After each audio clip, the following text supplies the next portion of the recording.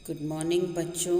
आज हम lesson number 13 ticket album पढ़ेंगे और समझेंगे।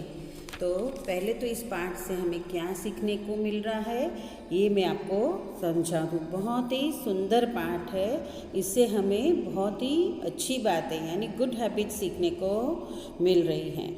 इस पाठ में सुंदरा रामास्वामी द्वारा लिखित यह एक बहुत ही अच्छी फेमस प्रसिद्ध कहानी है।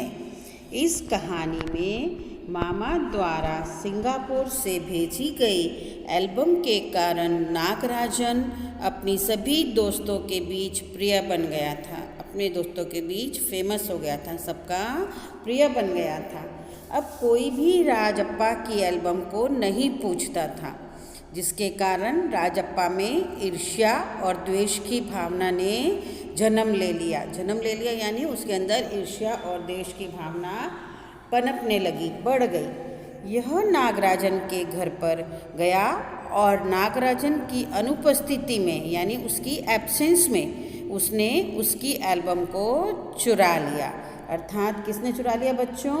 राजप्पा ने नागराजन की एल्बम को। एल्बम का मतलब समझते हो ना, जिससे आपके मम्मी पापा की शादी की एल्बम होती है, किसी की दीदी की शादी की एल्बम होती है, आपके दादा दादी की एनिवर्सरी हो तो उसके जो पिक्स खींचे जाते हैं उसकी एल्बम होती है, उसे एल्बम कहते हैं। यहाँ पर किसकी एल्बम है बच्चों? टिकट की। नागराजन बहुत परेशान हुआ। ईर्ष्या भाव से ग्रसित राजप्पा ने डर के मारे उसकी एल्बम जला दी। अब उसके अंदर ईर्ष्या थी तो उसने उसकी एल्बम जला दी। नागराजन को रोता हुआ देख राजप्पा को अपनी गलती का एहसास हुआ, इसलिए उसने अपनी एल्बम नागराजन को दे दी। अब जब उसका दोस्त रोने लगा तो उसे फील हुआ कि मुझे ऐसा नहीं करना चाहिए। क्या कहते हो बच्चों? ऐसा करना चाहिए? कभी किसी की एल्बम या किसी की कोई चीज़ चुरानी चाहिए नहीं। तो राजप्पा को भी अपनी गलती का एहसास हुआ और उसने अपनी एल्बम अपने दोस्त नागराजन को दे दी। अर्थात हमें क्या सीखना मिल रहा है बच्चों कि हमारे मन में ईर्ष्या का भाव नहीं होना चाहिए, जलन का भाव नहीं होना चाहिए, दोस्ती का होना चाहिए। इसलिए बच्चों ये पाठ को आपके पाठ्यक्रम में संकलित करने का कोर्डोवा का उद्देश्य यही है कि जीवन में हम जीवन में कम मिले या ज़्यादा, जितना है उसी में हमें संतोष करना चाहिए यानी सेटिस्फैक्शन होना चाहिए। अगर हम अपने मित्र या उसकी चीज़ों के प्रति बुरा भाव रखेंगे तो स्वयं यानी खुद हम अपनी नज़र में अपराधी बन जाएंगे। ऐसे अवगुणों को दूर करके संतोष और प्रेम भाव को हमें अपने जीवन में शामिल करना चाहिए। हमें हमारे पास जितनी चीज़ है उसी में संतोष मानना चाहिए। अर्थात इसीलिए आपके पाठ्य पुस्तक में हमने अच्छे यानी कोर्डोवा वालों ने अच्छे पाठ रखे हैं, ताकि हर एक पाठ से आप कुछ ना कुछ अच्छी बातें सीखें और आगे जीवन में सफल हों। तो अब आपको समझ आ गया ना बच्चों कि हमारे मन में हमें जलन ईर्ष्या का भाव नहीं रखना चाहिए, संतोष का भाव रखना चाहिए और जीवन में आगे बढ़ना चाहिए और सबके साथ मित्रता रखनी चाहिए, दुश्मनी नहीं। तो चलो अब हम पेज नंबर 80 का अपना पाठ पढ़ते हैं। तो अब हम पाठ शुरू करते हैं। अब राजप्पा को कोई नहीं पूछता। आजकल सबके सब नागराजन को घेरे रहते। नागराजन के मामा जी ने सिंगापुर से एक एल्बम भिजवाया था, वह लड़कों को दिखाया करता। किसके मामा जी ने बच्चों? नागराजन के। और किसको नहीं पूछते थे? राजप्पा को। सुबह पहली घंटी के बजने तक सभी लड़के नागराजन को घेर कर एल्बम देखा करते थे। घेर कर यानी चारों तरफ से उसे घेर लेते और बीच में कौन होता था? नागराजन और उसकी एल्बम। आधी छुट्टी के वक्त भी उसके आसपास लड़कों का झमघट लगा रहता था। झमघट यानी भीड़, सारे दिन लोग उसे घेरे रहते थे। लोग यानी उसके दोस्त। नागराजन शांतिपूर्वक सभी को अपना एल्बम दिखाता पर किसी को हाथ नहीं लगाने देता। स्वयं एक एक पन्ना पलटता और लड़के बस देखकर खुश होते। पन्ना यानी पेज। अर्थात नागराजन क्या करता, शांतिपूर्वक सभी को अपना एल्बम जरूर दिखाता, पर क्या करता बच्चों, उन्हें किसी को भी छूने नहीं देता, हाथ लगाने नहीं देता था।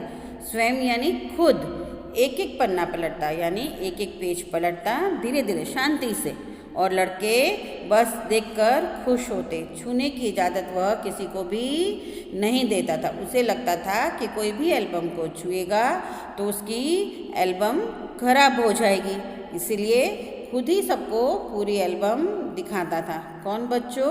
राजप्पा नहीं, नागराजन। अब राजप्पा के एल्बम को कोई पूछने वाला नहीं था। वाकई उसकी शान अब घट गई थी। राजप्पा के एल्बम की लड़कों में काफ़ी तारीफ रही थी। मधुमक्खी की तरह उसने एक एक करके टिकट जमा किए थे। अर्थात अब राजप्पा के एल्बम को कोई पूछता नहीं था कि तेरी एल्बम कैसी है, तेरी दिखा, ऐसे सब। वाकई यानी बच्चों सच में उसकी शान अब घट गई थी, यानी उसे कोई पूछता नहीं था, उसकी इम्पोर्टेंस नहीं रही। राजप्पा के एल्बम की लड़कों में काफ़ी तारीफ रही थी। पहले सब लोग राजप्पा के एल्बम की तारीफ करते थे कि तेरी एल्बम बहुत अच्छी है, मुझे दिखा, मुझे देखने देगा, पर अब उसे कोई नहीं पूछ रहा था। मधुमक्खी की तरह उसने एक एक टिकट, यानी जैसे मधुमक्खी कैसे फूलों पे से पराग लाके और धीरे धीरे जमा करती है अपने छत्ते में और फिर शहद बनाती है ना, इसी तरह बच्चों राजप्पा ने भी एक एक टिकट बहुत अच्छे से इकट्ठे किए थे और खूब अच्छे से चिपकाए थे। उसे तो बस एक यही धुन सवार थी, यानी एक धुन सवार थी कि क्या सुबह 8 बजे वह घर से निकल पड़ता, टिकट जमा करने वाले सारे लड़कों के चक्कर लगाता, 2 ऑस्ट्रेलिया के टिकटों के बदले एक फिनलैंड का टिकट लेता। अर्थात ये धुन सवार थी कि सुबह ही अपनी एल्बम लेके निकल पड़ता घर से, और जो जो उसके फ्रेंड्स इकट्ठा करते थे उनसे क्या करता बच्चों, एक्सचेंज करता था। जैसे ऑस्ट्रेलिया और फिनलैंड ये 2 देशों का नाम है, तो ऑस्ट्रेलिया के 2 टिकट लेता था तो उनके बदले एक फिनलैंड का देता था।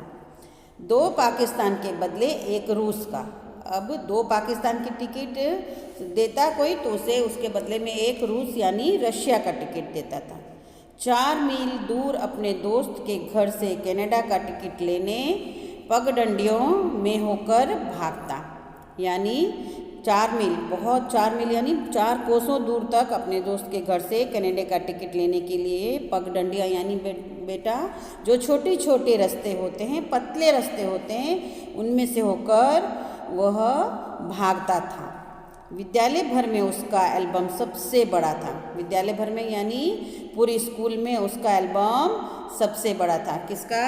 राजप्पा का। अभी हम ये जो सारी बातें कर रहे हैं हम राजप्पा के बारे में कर रहे हैं कि उसको कितना ज़्यादा इंटरेस्ट था, वह अपनी एल्बम के लिए क्या करता था। सुबह से ही निकल पड़ता था, अपने दोस्तों के साथ टिकट एक्सचेंज करता था, एक के बदले दो के बदले एक देता था। इस तरीके से वह अपने घर से सुबह से निकलकर और छोटी सी पगडंडियों से होता हुआ भागता था कनाडा की टिकट्स लेने के लिए। और पूरे स्कूल में सबसे बड़ी एल्बम किसकी थी बच्चों? राजप्पा की थी। सरपंच के लड़के ने उसके एल्बम को 25 रुपये में खरीदना चाहा था, पर राजप्पा नहीं माना। यानी गांव का जो सरपंच था उसके लड़के ने उसकी एल्बम कितने रुपए में खरीदनी चाहिए बच्चों? 25 रुपये में। पर राजप्पा उसकी बात को नहीं माना। घमंडी कहीं का राजप्पा बड़बड़ाया था। फिर उसने तीखा जवाब दिया था, तुम्हारे घर में जो प्यारी चीज़ें हैं ना उन्हें दे दो ना 30 रुपये में। सारे लड़के ठाका मारकर हंस पड़े। ठाका मारकर यानी बच्चों मुहावरा है, यानी जोर जोर से आवाज़ करके हंसने लगे। कैसे? हा हा हा हा।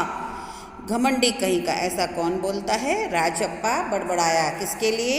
सरपंच के लड़के के लिए। और फिर उसने उससे कहा तीखा जवाब, यानी एकदम जोर में कहा कि तुम्हारे घर में तुम्हारी कोई भी प्यारी चीज़ हो जो तुम्हें बहुत पसंद हो, तुम बेच दो उसको 30 रुपये में। ऐसा सुनकर उसके सभी दोस्त जोर जोर से हंसने लगे। पर अब कोई उसके एल्बम की बात तक नहीं करता। और तो और अब सब उसके एल्बम की तुलना नागराजन की एल्बम से करने लगे हैं। अर्थात अब ये सारी बातें हो गई बच्चों राजप्पा के बारे में। पर अब क्या था, अब कौन आ गया था, नागराजन। उसके मामा जी ने सिंगापुर से एल्बम भेजी थी, जैसा मैंने आपको पहले बताया। पर अब कोई भी उसकी एल्बम के बारे में बात नहीं करता था, उसे घेरे नहीं रखता था। और तो और उसकी तुलना अब वह किससे करने लगे, तुलना यानी कंपैरिजन बच्चों। वह उसकी एल्बम की तुलना नागराजन के एल्बम से करने लग गए और कहने लग गए उसको चिढ़ाते हुए कि राजप्पा का एल्बम तो फिसड्डी है, यानी तुम्हारा एल्बम तो अच्छा नहीं है, तुम्हारा तो तुम्हारे से तो किसका एल्बम अच्छा है बच्चों, नागराजन का। तो अब आप लोग इस पाठ को पढ़िएगा और समझने की कोशिश कीजिएगा पेज नंबर 80 को। नेक्स्ट पेज नंबर 81 मैं आपको सेकंड सेशन में समझाऊंगी। तब तक आप इस पूरे पेज को पढ़ लीजिएगा। बहुत ही अच्छा पाठ है और आपको इससे बहुत कुछ सीखने को मिलेगा। पाठ का क्या नाम है बच्चों, टिकट एल्बम। Thank you.